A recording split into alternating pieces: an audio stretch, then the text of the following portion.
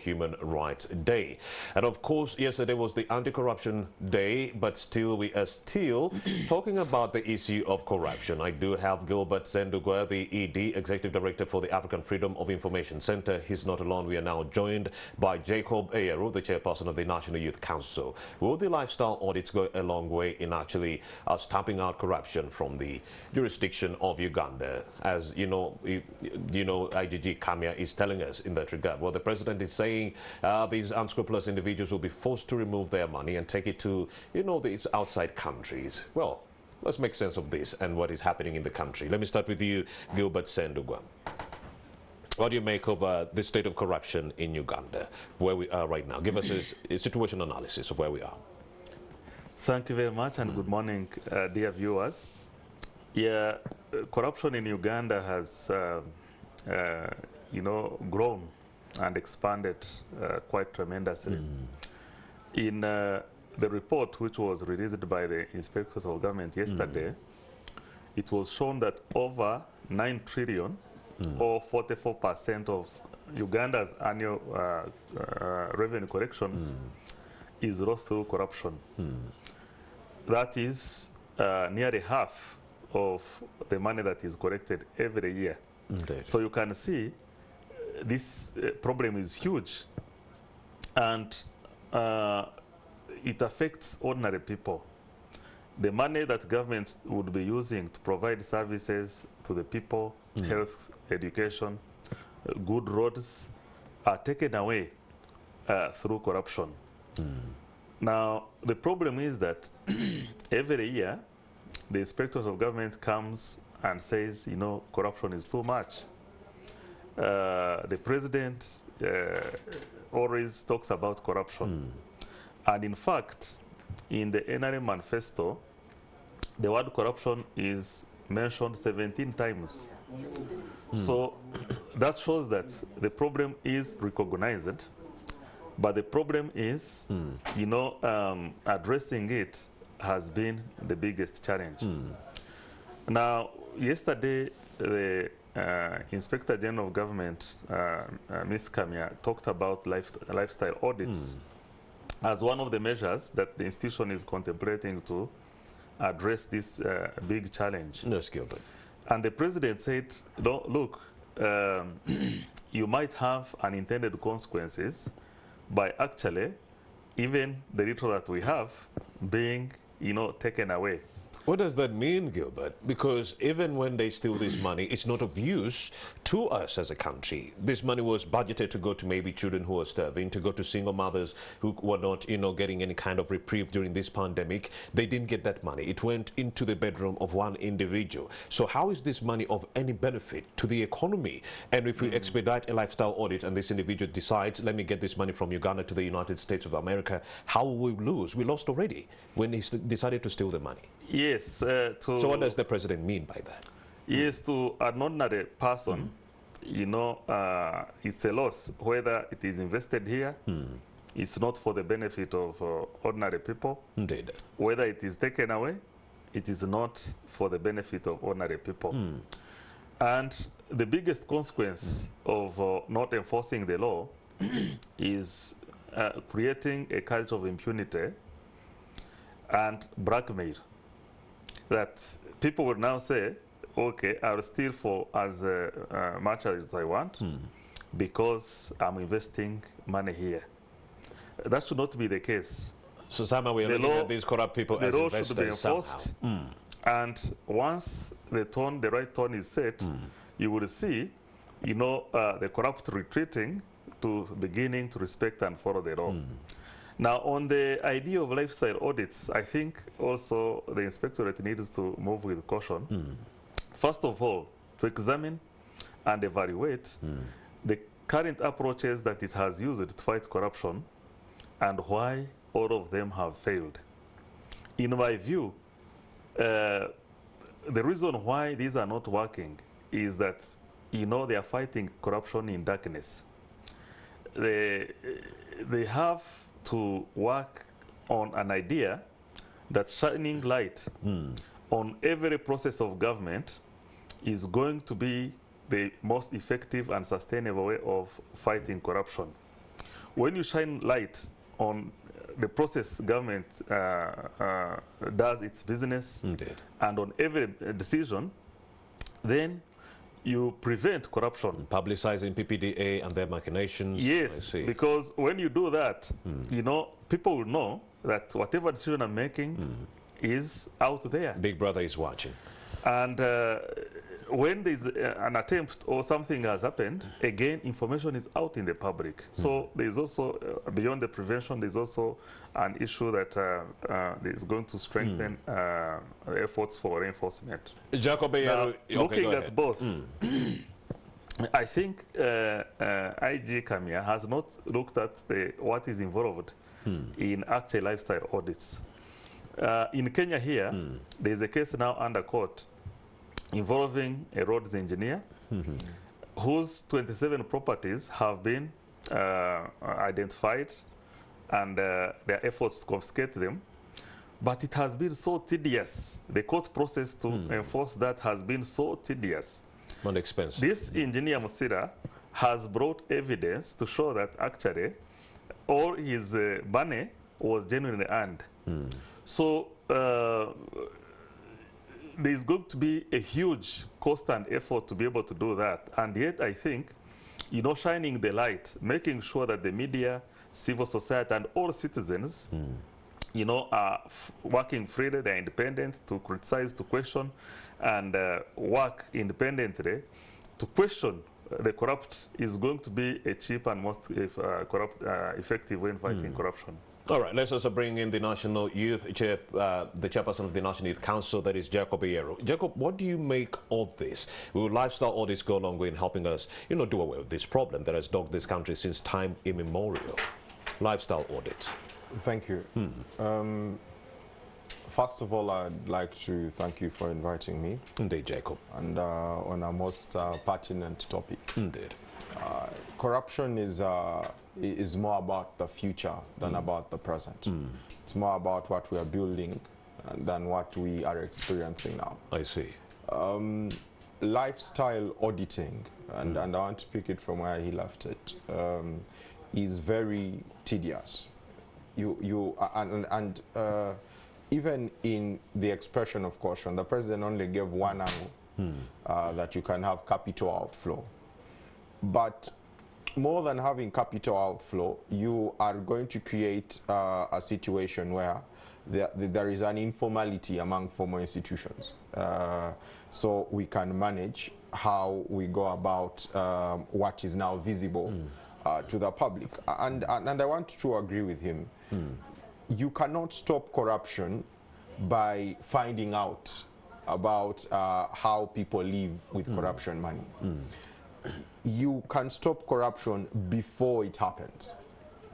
Stopping corruption after it has happened is really more about punitive action than about proving that the person is corrupt. Because I like that we've started from the statistical narrative. We collect about 50% of our revenue in this country goes to corruption. We don't know where it has gone. We don't know in whose pockets it has gone. Every year, the Auditor General will show you how much has been lost.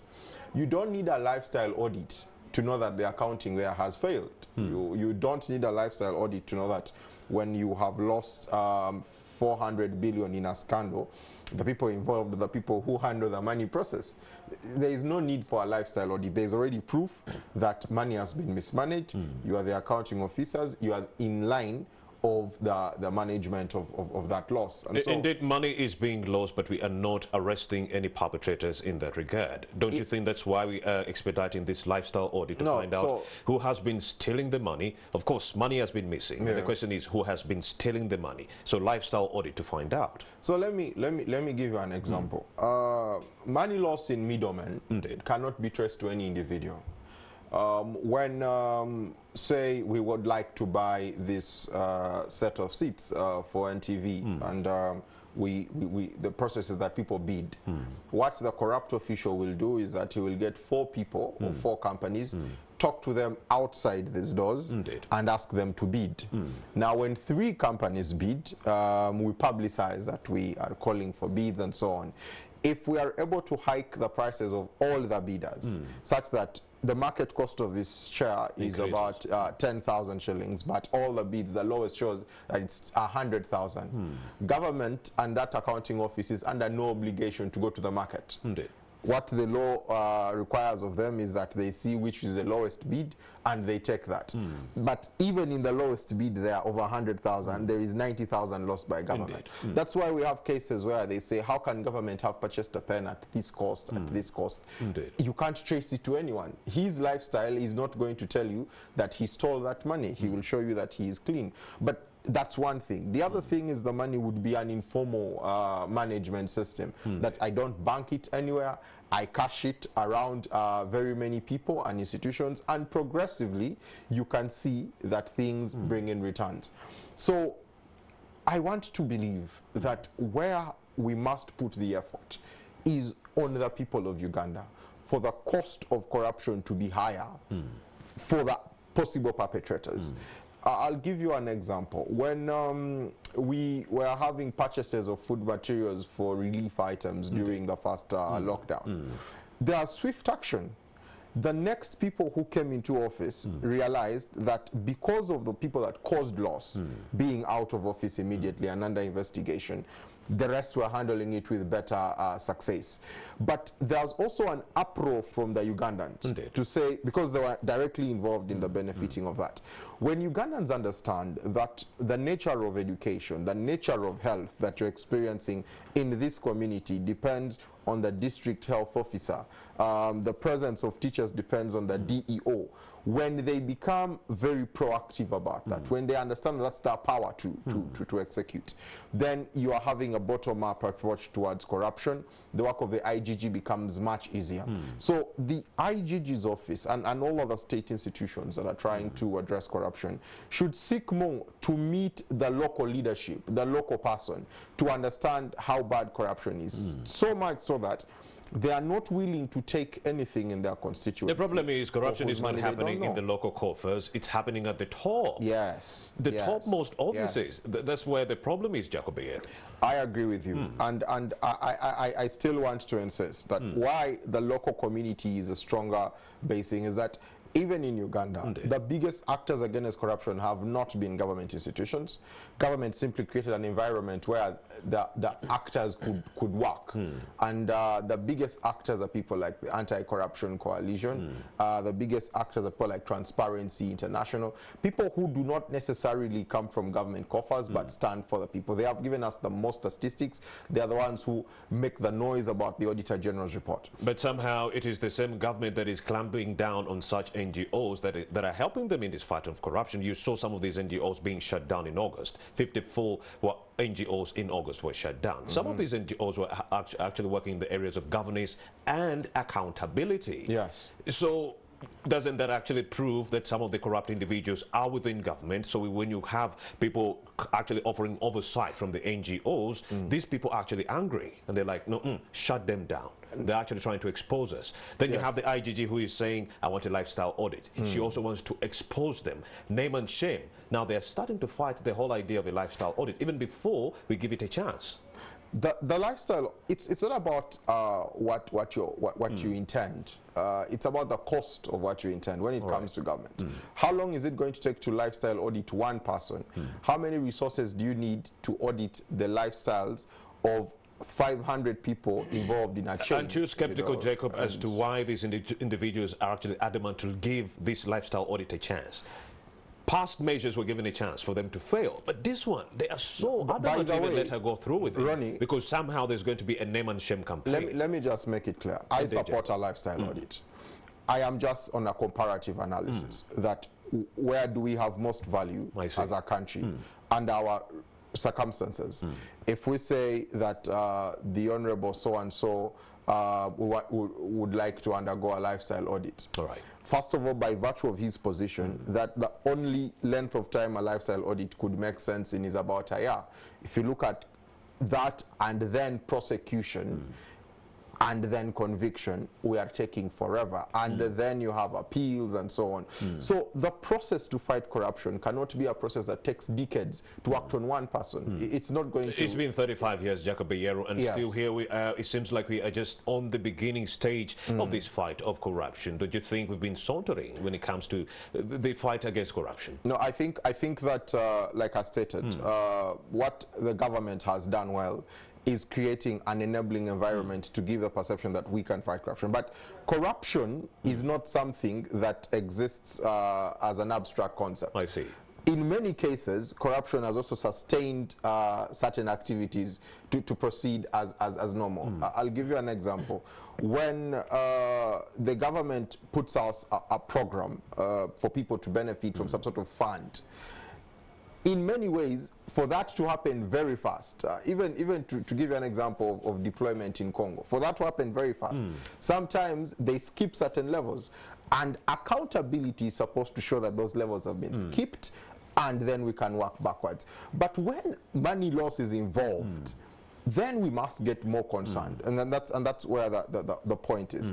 But Ronnie, to close, I think that the point you made of NGOs being closed and so on. Yes. Yeah, it's not solely on the action that we are fighting corruption. No one has been closed because governance and accountability. Yeah, governance is a broad sense, and there are many accountability. issues. Yes, but there are also organizations that were not closed that are also in that area. So I think there's a different discussion there. What I think is very important is that the IGG's office needs to look at the value proposition of the work they are intending to undertake. I see. Will they bring it home, or it will be left? All right, Gilbert Sendugwa, he is the Executive Director for the African Freedom of Information Center. Gilbert, the fact that we do have the government and some officials who were adamant to let these NGOs operate in the spheres of governance and accountability, could it be proof that we do have corrupt individuals in government who are adamant to let these NGOs offer oversight over their unscrupulous activities?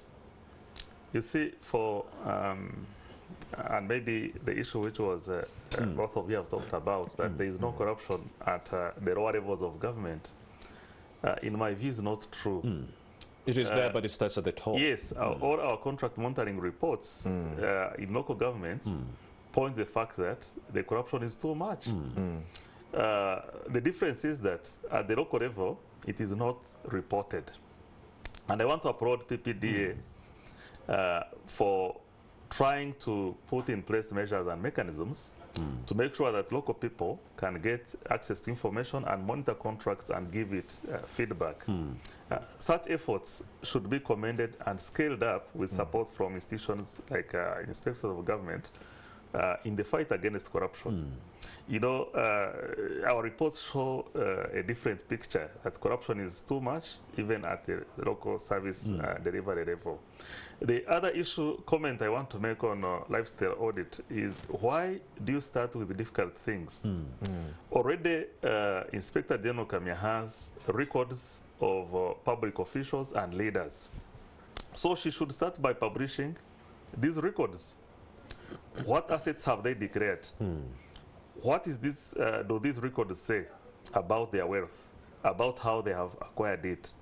And over a length of time, because this is done every 2 years, by making this information public, I mean, in itself is a lifestyle audit, and people will be able to say, to raise questions which can help her, you know, do this lifestyle audit in an effective, cost-effective manner, which I think would not be even necessary, because, you know, you have whistleblowers, you have people, you know, raising questions about this. So I think let her start tomorrow by publishing records of asset declaration, and we shall see a shift in the fight against corruption. Now, on the attacks on civil society and media and the impact this has on the fight against corruption, it is part of the wider system of either intentionally or unintentionally that builds on creating an environment in which corruption is going to thrive. If we are serious about fighting corruption, we must commit to ensure that media and civil society can work independently. Indeed. Irrespective of whether some of the things they report, some of the things that they do, cause some level of discomfort at some point. The biggest public good is that a free, independent media, free, independent civil society help in the fight against corruption, in promoting rule of law and ensuring that human rights and rule of law are observed.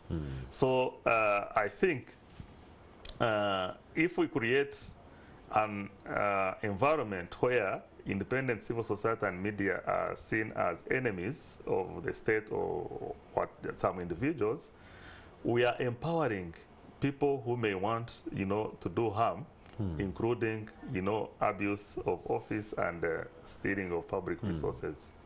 It's been over 35, 36 years of the NRM. Gilbert, have we failed in this fight against corruption? Yes, you see, in the 10-point program, which was the first agenda of the NRM government, corruption was one of the top priorities. And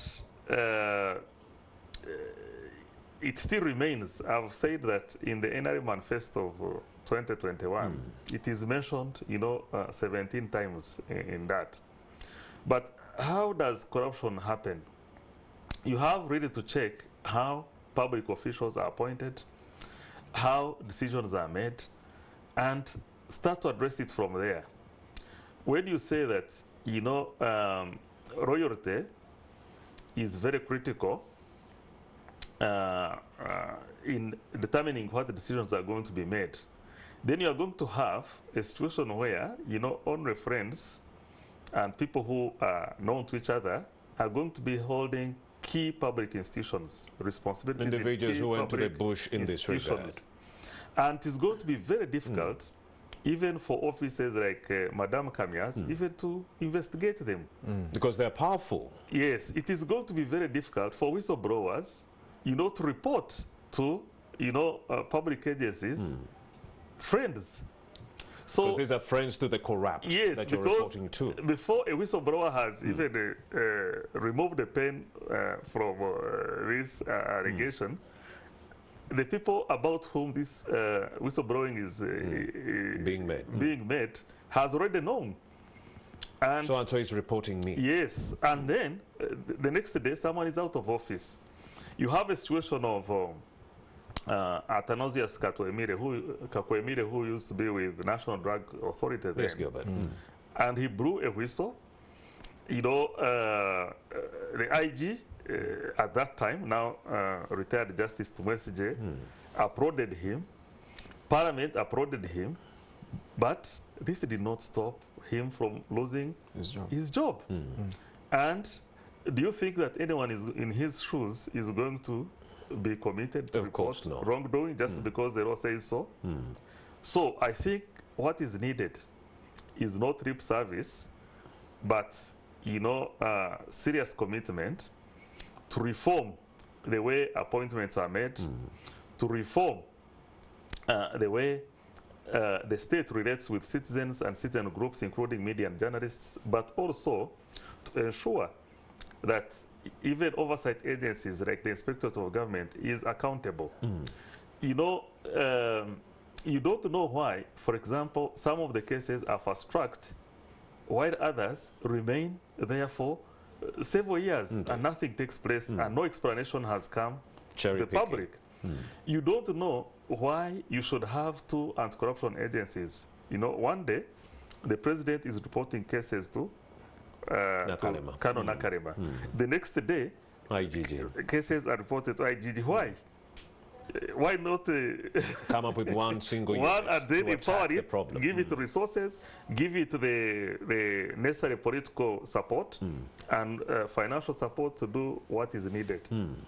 All right, what do you make of this? The lip service in the last 35 years has not worked to fizzle out this problem of corruption. We need to work on a systemic overhaul of the whole institution. Of course, Morning at NTV came up with this recommendation early this year around January. We did tell the president, fire everyone. All your friends with whom you came from the bush, because somehow they've been, emboldened. Oh, we went to the bush, we fought. So somehow they've been amassing all this wealth simply because they are justifying what they did between 1980 or 1981 all the way to 1986. We fought, so we need to reward ourselves. So the recommendation was, can you flush out all these individuals and maybe get those unemployed graduates, you understand, those unemployed youth, bring them into the system. The fact that they are hungry to develop their country, they won't be corrupt. But the fact that you have individuals who have been in government for a long time, they know the loopholes, they know if I go here, I won't be seen and I can steal all the money. What do you make of this? A systemic overhaul, is it even possible at a time when we are talking about mafias who are so powerful, you step on their toes, they step on yours too? Is that why the president is scared to even talk about these individuals? Because he knows them. You know, when Parliament is determining their emoluments, Yes, Jacob. they don't even allow the media to They just lock themselves in. For all their claim agree. to be the accounting officers of the country. I agree on They that. don't even allow Agenda so what I'm essentially saying is you Indeed. can't ask now, after Parliament does that to you, where actually all the people gather. You can't now go to the president and ask him to fire his house. Indeed. That's political suicide. I see.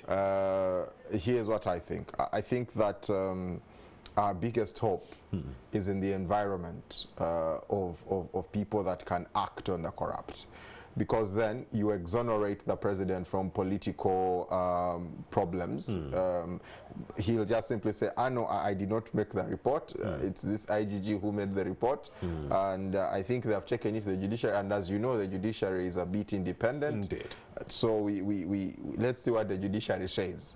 That's all he'll tell you. Indeed. But then when the judiciary handles you well, you will go to jail. You will, You yes. know, the problem I see, for me, if an administration, and I'm a member of the NRM, Indeed.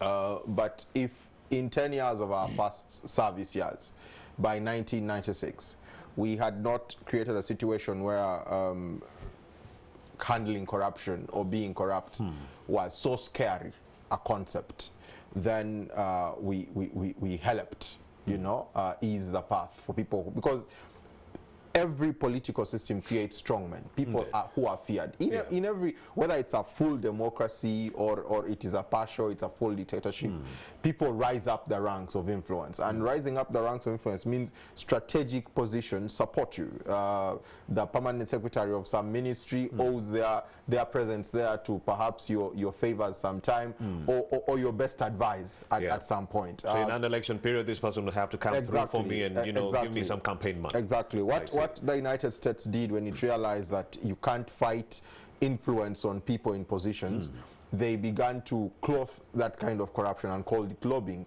So you form a group, you create a lobbyist group, it funds a politician, Indeed. and then it gets a politician to do what they want. Yeah. That's why almost all the votes swing the same way all the time. You can only differ by 1 or 2 votes. In that instance, corruption has been accepted and clothed in a particular way. Here, we are still grappling with the word itself. There are certain things that will not go away, like bidding processes.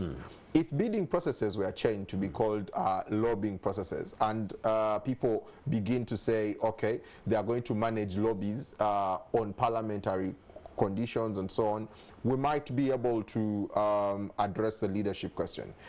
For me, there needs to be stern action on corrupt people, and that stern action must be on the basis of loss.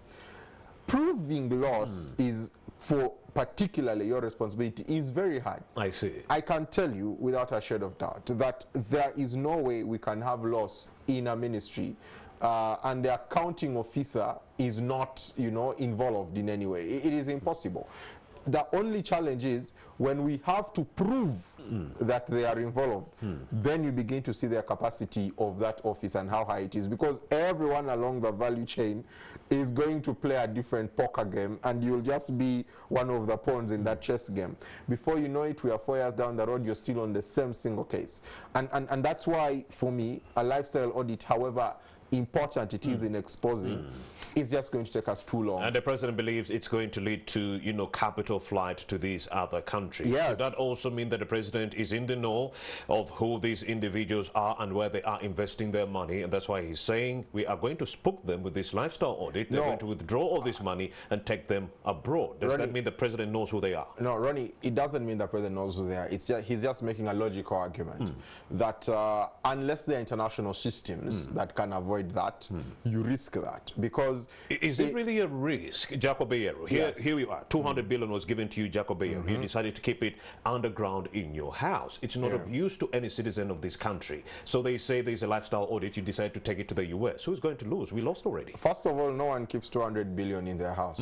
You can take it from me. But it won't be invested because you shall actually... It's actually, what the president is saying is how people, when everyone gets a lot of money, their thought is to invest it, either in some sort of thing they believe in. Some go into farming and they create big farms. Some put it into real estate. These real estate developments you see around are out of such money. So the president is saying somehow corruption is adding onto our GDP, inadvertently.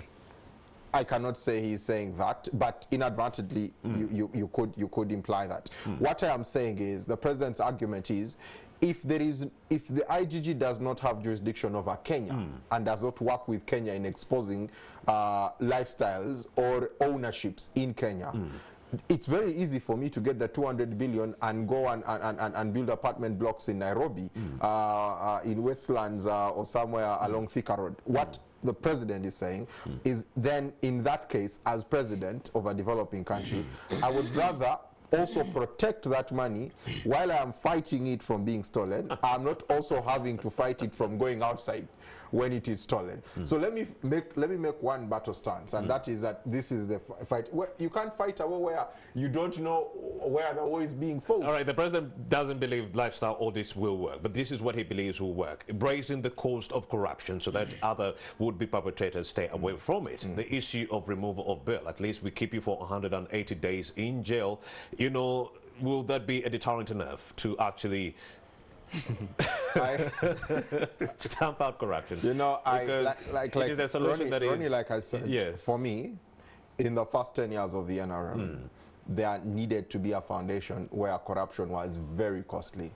And what we have is not that situation. So for me, I think that what the president's best bet now is in how the IGG and all those other institutions that have been created will work to use the population because the population responds, especially in elections, they respond. But also Parliament can do us a good service. But Parliament is the biggest hope of the people. They really shouldn't let us down because they don't benefit, also to speak. When we say that people who are paid higher will hold them accountable, Parliament is one of the... You will not get a pay higher than Parliament will pay you anywhere in this country. That is, if the lobbyists don't get to them faster, because they're still even sitting on the issue of minimum wage. That could also go a long way in helping us stamp out this problem of corruption, the issue of minimum wage. Let me also bring in Gilbert Sendugwa. Gilbert, we are talking about the issue of bail removal as one of the solutions from the president. And some are saying it could be a human rights violation in that regard, but could it be a deterrent enough to help us stamp out corruption? You see, yes, obviously it would be a serious human rights violation because someone is free until proven otherwise. What the president needs to do, though, is to ensure that the judiciary can work efficiently. And, you know, there is a case, I'm representing a case efficiently, independently. Independent and efficient. Amazing. But I'm representing a case where a donor's money was sent to some group here and it was stolen. Yes, Gilbert. And I was appointed, you know, to represent that agency in court. And this case has been in court since 2016. You can imagine, all the evidence is there. The person has accepted even that they took the money and with some explanations. But up to now, that is 6 years down the road, court has not made a decision. So now, if you are fighting corruption, you can't fight corruption like that. Evidence would have been lost. People would have lost interest and all that. So I think what the government needs to do is to ensure a speedy trial. In cases of corruption, you know, evidence will be tampered with. The longer you delay, people will lose interest, evidence will be lost. It becomes a big problem. Now, if you say that people should be denied bail you know, in Uganda here, you have a lot of malicious, you know, prostitution.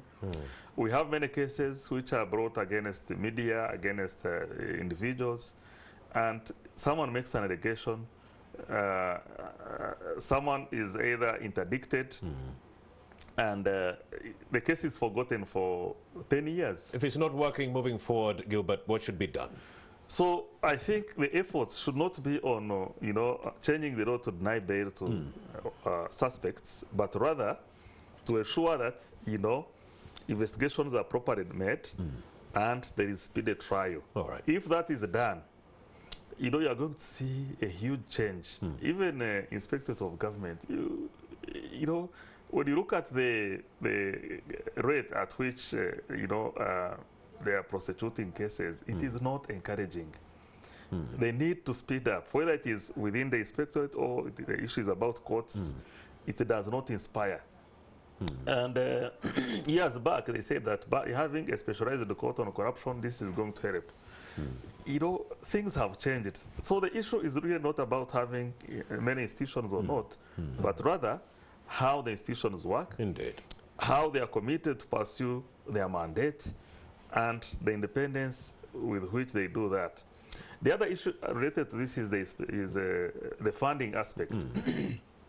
Every year, the inspectors of government has been going to Parliament saying, we don't have money. And when you look at their budget, they have money to build buildings, but they don't have money to fight corruption. So why should an agency like that have resources to do things that are not called their mandate? Indeed. Gilbert Sendegwa, he is the Executive Director for the Africa Freedom of Information Center. He was never alone. We also did have Jacob Bayeru, the Chairperson for the National Youth Council. Thank you very much for coming through. Thank you, Gilbert, too, for coming through and shining a light on this very, very pertinent vice that is corruption that is eating our community very, very steadily and stealthily since 1986. All right, gentlemen, thank you very much. Thank you. And indeed, you're still watching Morning at 10 TV. There's quite a lot within the pipeline, but let's take a breather. Return shortly.